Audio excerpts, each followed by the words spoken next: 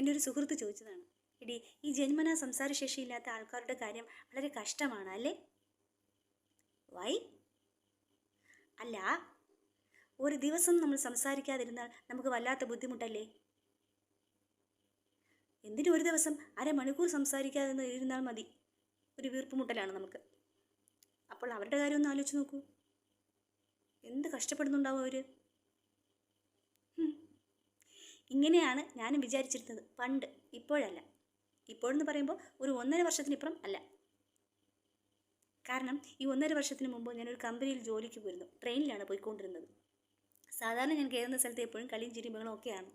ഒരു ദിവസം തിരക്ക് കാരണം ഈ സംസാരശേഷിയൊക്കെ ഇല്ലാതിരിക്കുന്ന ആൾക്കാരുണ്ടല്ലോ, അവിടെയാണ് സ്ഥലം കിട്ടിയത്. അവിടെ ഇരിക്കാൻ പറ്റില്ല, നിൽക്കാം. മൊബൈലിൽ ചാർജുമില്ല. പെട്ടല്ലോ എന്ന് ഞാൻ വിചാരിച്ചു. ട്രെയിൻ മൂവായി ഒരു 1-2 മിനിറ്റ് കഴിഞ്ഞപ്പോൾ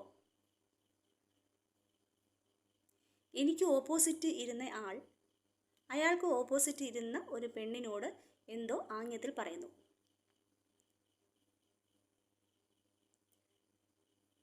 അത് ശ്രദ്ധിച്ചപ്പോൾ എനിക്കിത് വളരെ രസകരമായി തോന്നി. ഇയാൾ എന്തായിരിക്കും അങ്ങോട്ട് പറഞ്ഞിട്ടുള്ളത്, അതിൻ്റെ റിയാക്ഷൻ എന്തായിരിക്കും എന്നറിയാൻ വേണ്ടിയിട്ട് ഞാൻ അവളെ നോക്കി. ഇയാൾ പറഞ്ഞതിന് മറുപടിയായിട്ട് അവളെന്തോ പറഞ്ഞപ്പോൾ ബാക്കിയുള്ളവരെല്ലാം, അവിടെ ഇരുന്നവരെല്ലാം ചിരിച്ചു. ചിരിയെന്ന് പറഞ്ഞാൽ പൊട്ടിച്ചിരിച്ചു. തലയിൽ കൈയും വെച്ച് ചിരിക്കുന്നവരുണ്ട്, തുടയിൽ അടിച്ച് ചിരിക്കുന്നവരുണ്ട്. അതിൻ്റെ ഇടയിൽ ഒരു കുട്ടി മോനുമുണ്ട്, അവനും സംസാരിക്കില്ല എന്ന് തോന്നുന്നു.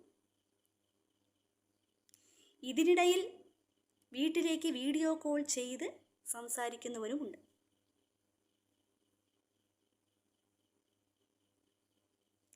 ഒരു 10 മിനിറ്റ് കഴിഞ്ഞപ്പോൾ എനിക്ക് മനസ്സിലായി, ആ ട്രെയിനിനുള്ളിൽ ഏറ്റവും കൂടുതൽ ബഹളം നടക്കുന്നത്, ഏറ്റവും കൂടുതൽ സംഭാഷണം നടക്കുന്നത്, ഏറ്റവും കൂടുതൽ തമാശകൾ പറയപ്പെടുന്നത്, ഏറ്റവും കൂടുതൽ പൊട്ടിച്ചിരികൾ നടക്കുന്നത് അതിനകത്താണ്.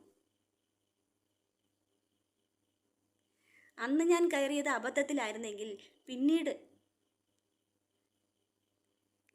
തക്കം കിട്ടിയപ്പോഴൊക്കെ ഞാൻ അതിനകത്ത് കയറി.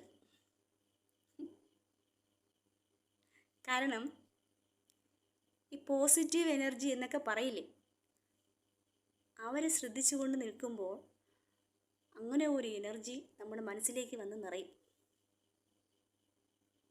ഇത് ഞാൻ വെറുതെ പറയല്ല. നിങ്ങൾ അവിടെ കയറി നോക്കൂ, കുറച്ചു നേരം അവരെ ശ്രദ്ധിച്ചു നോക്കൂ.